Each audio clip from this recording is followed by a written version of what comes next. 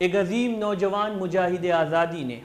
اپنی موت سے پہلے ملک کے باشندوں کو پیغام دیتے ہوئے کہا تھا، کیے تھے کام ہم نے بھی جو کچھ بھی ہم سے بن پائے،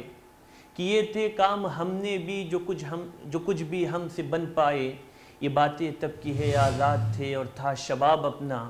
مگر اب جو کچھ بھی امیدیں ہیں وہ تم سے ہیں، مگر اب جو کچھ بھی امیدیں ہیں وہ تم سے ہیں، جواں تم ہو لبے بام آ چکا ہے آفتاب اپنا۔ اس کا یہ بھی کہنا تھا، کچھ آرزو نہیں ہے آرزو تو یہ ہے، کچھ آرزو نہیں ہے آرزو تو یہ ہے، رکھ دے کوئی ذرا سی خاک وطن کفن میں۔ ناظرین، استقبال ہے سچی بات میں، اور ناظرین جی ہاں، ہم بات کر رہے ہیں اس عظیم مجاہد آزادی کی جس کو دنیا شہید اشفاق اللہ خان کے نام سے جانتی ہے،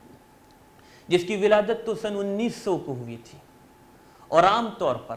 جوانی کی دہلیز پر قدم رکھنے کے بعد لوگوں کی خواہشات کچھ اور ہوتی ہے، مگر اشفاق اللہ خان نے جوانی کی دہلیز پر قدم رکھنے کے بعد یعنی صرف اور صرف 20 سال کی عمر میں ایک ہی خواب دیکھا۔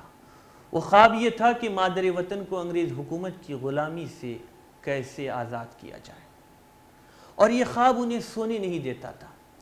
زندگی کی 20ویں بہار میں ہی وہ اپنی مشن کی آبیاری کے لیے کوشش شروع کی، اور کوششیں کرتے کرتے صرف 27 سال کی عمر میں ملک عزیز کے باشندوں کو غلامی سے نجات دلانے کے لیے اپنی جان آفری کے سپرد کر دی۔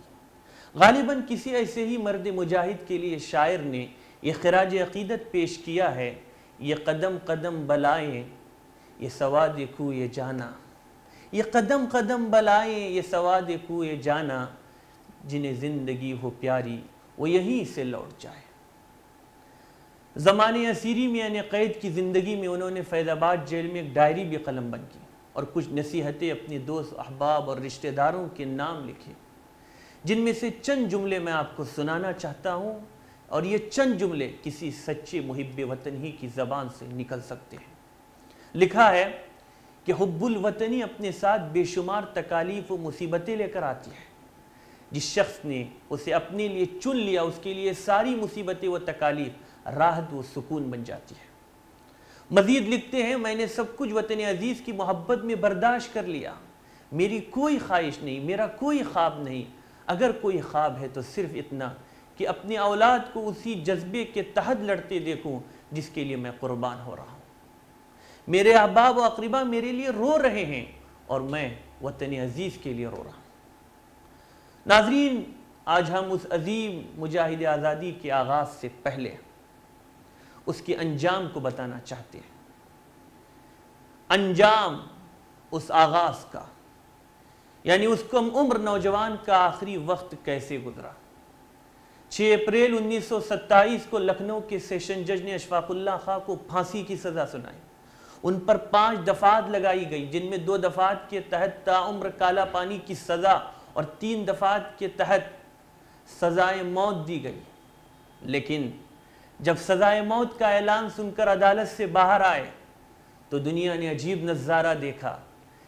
کہ وہی اشفاق اللہ خان اپنے دوستوں اور رشتہ داروں کو روتا دیکھ کر کہہ رہے ہیں، رونا دھونا ٹھیک نہیں، آپ کو فخر کرنا چاہیے کہ خاندان کا ایک آدمی ظلم و جبر سے ٹکر لیتا ہوا تختِ دار پر چڑھ گیا۔ ان کی زندگی پر لکھنے والوں نے لکھا ہے کہ جیل میں اشفاق کے ساتھیوں کے مطابق عدالت سے پھانسی کے فیصلے کے بعد وہ جیل میں اکثر و بیشتر ہنستے ہوئے ملاقاتیوں سے پوچھا کرتے تھے، دیکھنا اس دلہا میں کوئی کمی تو نہیں۔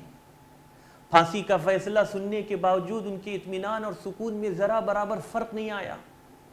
اشفاق اللہ خان کے جیل سے لکھے ہوئے 2 خطوط دستیاب ہوئے ہیں، ان میں سے ایک خط اپنی بوڑھی ماں کے نام ہے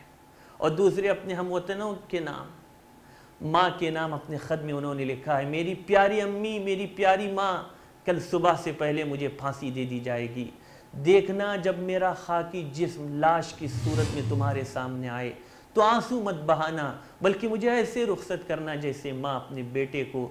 دلہا بنا کر دلہن ساد لانے کے لیے بارات کے ساتھ بھیجتی ہے۔ ماں، تمہارا بیٹا آزادی کی دلہن کو ضرور ساتھ لے کر آئے گا۔ اپنی اسی خط میں اشفاق نے اپنی جذبہ حب الوطنی کا یوں اظہار کیا ہے، پیاری امی آپ سے بڑی ایک اور ماں ہے، اور وہ مادر وطن ہے۔ جب سب سے بڑی ماں کو دشمن نے زنجیروں سے جکڑ رکھا ہو تو کوئی بیٹا کس طرح آرام سے بیٹھ سکتا ہے۔ ناظرین غور کیجئے اس ماں پر کیا گزری ہوگی، خط پڑھ کے اس کے کیا جذبات ہوئے ہوں گے۔ جیل کی ذمہ دار نے ان سے کہا کہ ان کی کوئی آخری آرزو ہو تو بتائیں۔ اس کا جواب اس شہید نے ایک شعر سنا کر یوں دیا تھا، جس کو میں نے شروع میں ہی آپ کے سامنے پڑھا تھا، کچھ آرزو نہیں ہے آرزو تو یہ ہے، رکھ دے کوئی ذرا سی خاکی وطن کفن میں۔ مورخین نے لکھا ہے کہ پھانسی پانے والے دن وہ ہر روز سے کچھ پہلے بیدار ہوئے، واہ رے، گویا موت ان کا استقبال کر رہی ہو، وہ موت کا استقبال کر رہے ہوں، موت کے لیے بالکل تیار ہو، ہر روز سے کچھ پہلے بیدار ہوئے، غسل کیا، دھلے ہوئے کپڑے پہنے، نماز پڑھی اور قرآن شریف کی تلاوت کی۔ صبح 6 بجے جیل کے افسران اشفاق اللہ خان کو لینے آئے، پھانسی گھر کی سیڑھیاں چڑھ کر جب وہ پھانسی کے پھندے پر جا رہے تھے تو پھانسی کی رسیوں کو چوم کر انہوں نے جو کہا، لکھنے والوں نے اس کو بھی محفوظ رکھا ہے، کہا میرا ہاتھ کسی انسانی خون سے رنگین نہیں ہوئے،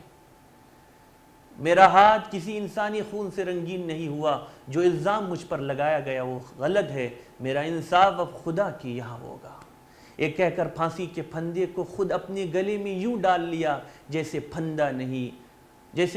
نہیں پھولوں کا ہار ہو۔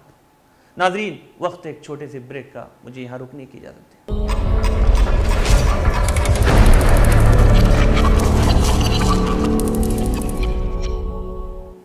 ناظرین استقبال ہے سچی بات میں۔ ناظرین اشفاق اللہ خان نے جس خاندان میں آنکھ کھولی تھی اس کے اکثر لوگ برطانوی حکومت میں بڑے عہدوں پر فائز تھے، اور اشفاق اللہ خان اپنے 4 بھائیوں میں سب سے چھوٹے تھے۔ ان کے بڑے بھائی ممتاز مجاہد آزادی رام پرساد بسمل کے ہم جماعت تھے، اور وہ اکثر رام پرساد بسمل کی شاعری اور تحریک آزادی کے لیے ان کی اور دوسرے مجاہدین آزادی کے تعلق سے ان کی کوششوں کے قصے سنایا کرتے تھے، جس سے بچپن ہی سے اشفاق اللہ خان کے دل میں ملک آزادی کے لیے فکر پیدا ہوئی۔ جن دنوں مولانا محمد علی جوہر رحمۃ اللہ علیہ تحریک خلافت چلا رہے تھے، تب بسمل اور دیگر انقلابیوں کے ساتھ مل کر آپ اس تحریک کے بارے میں عوام کو واقف کرانے اور آزادی کے لیے اور آزادی کی جد و جہد کے لیے انہیں بیدار کرنے میں مصروف ہو گئے۔ اس دور میں آزادی کی جد و جہد تو درکنار، آزادی کا خواب دیکھنا بھی برطانوی راج کے ظلم کو دعوت دینا تھا، اور پھر وہی ہوا جس کا ڈر تھا۔ اشفاق اللہ خان بھی حکومت کی نظروں میں آنے سے نہیں بچ سکے اور حکومت کے باغیوں میں شامل ہو گئے۔ ناظرین آگے بڑھتے ہیں۔ قصہ مختصر 1922 میں تحریک خلافت کے دوران ایک پرتشدد ایسا واقعہ پیش آیا جس کے بعد گاندھی جی نے خلافت تحریک کے خاتمے کا اعلان کر دیا تھا۔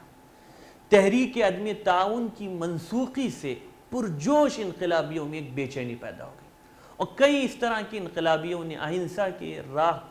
کی راہ چھوڑ کر مسلح جد و جہد کے راستے کو اختیار کیا۔ اشفاق اللہ خان بھی اپنے ساتھیوں کے ساتھ ان سے جا ملے اور اصول آزادی کے لیے مسلح جد و جہد کو اپنا مقصد بنا لیا، اور مسلح جنگ آزادی کے لیے سب سے اہم مسئلہ اسلحہ جات کی فراہمی اور اس کے لیے زیادہ رقم کی حصولی کا تھا۔ انقلابیوں نے طے کیا کہ برطانوی حکومت پچھلی 3 صدیوں سے ہندوستان کو لوٹ رہی ہے، چنانچہ یہ رقم برطانوی حکومت کو لوٹ کر حاصل کی جائے، اور اس مقصد کے تحت انقلابیوں نے 8 اگست 1925 کو کاکوری کے مقام پر سرکاری خزانہ لے جا رہی ہے سہارنپور لکھنؤ پیسنجر ٹرین روک کر خزانہ لوٹ لیا۔ اس ساری کارروائی میں اشفاق اللہ خان نے اکیلے ہی ہتھوڑے وغیرہ کی مدد سے آئینی تجوری کو توڑا۔ اس مہم کی سربراہی انقلابیوں کے سردار رام پرساد بسمل نے کی۔ اس مہم میں بسمل اور اشفاق اللہ خان کے علاوہ دیگر 8 انقلابی بھی شامل تھے، اور یہ کاکوری کیس کے نام سے مشہور ہوا، اور یہ واقعہ 20ویں صدی کی تاریخ آزادی ہند میں ایک سنگ میل کی حیثیت سے درج ہوا۔ یہ واقعہ انگریزوں کی طاقت، ان کے غرور کھمنڈ پر ایک کاری ضرب تھا جس سے برطانوی حکومت بوکھلا اٹھی۔ خفیہ پولیس نے مہینے بھر ہی میں اس واقعے میں ملوث انقلابیوں کو شاہجہاں پور سے گرفتار کر لیا۔ اشفاق اللہ خان گرفتاری سے بچ کر کسی طرح روپوش ہونے میں کامیاب ہو گئے، لیکن افسوس صد افسوس کہ ان کے ایک پٹھان دوست نے پیسوں کے لالچ میں سیاہ بختی کا ثبوت دیتے ہوئے ان کو گرفتار کروا دیا۔ ناظرین، اور بھی بہت کچھ ہے کہنے کے لیے ان کے متعلق، لیکن اسی پر اکتفا کرتے ہوئے انہی کے ایک شعر کو سناتے ہوئے آپ سے اجازت چاہوں گا، جس سے معلوم ہوتا ہے کہ ان کے دل میں غلامی اور سماجی نابرابری سے متعلق کتنا درد تھا، اور اپنی زندگی کے اندر جو تکلیفیں انہوں نے جھیلی اس کا انہوں نے کس طرح اظہار کیا ہے۔ کہتے ہیں، او گلشن جو کبھی آزاد تھا گزرے زمانے میں، او گلشن جو کبھی آزاد تھا گزرے زمانے میں، میں ہوں شاخ شکستہ اسی اجڑے گلستان کی، نہیں تم سے شکایت ہم سفیران چمن مجھ کو، نہیں تم سے شکایت ہم سفیران چمن مجھ کو، میری تقدیر ہی میں تھا قفس اور قید زندہ کی، زمیں دشمن زماں دشمن جو اپنے تھے پرائے ہیں، زمیں دشمن زماں دشمن جو اپنے تھے پرائے ہیں، سنو گے داستاں کیا تم میرے حالے پریشاں کی، یہ جھگڑے اور بکھیڑے میٹ کر آپس میں مل جاؤ، ابس تفریق ہے تم میں یہ ہندو اور مسلمان کی۔ ناظرین، اسی آزادی کے لیے ہمارے مجاہدین نے قربانی دی تھی تاکہ ہمارا ملک پوری دنیا کے لیے ایک مثالی ہو۔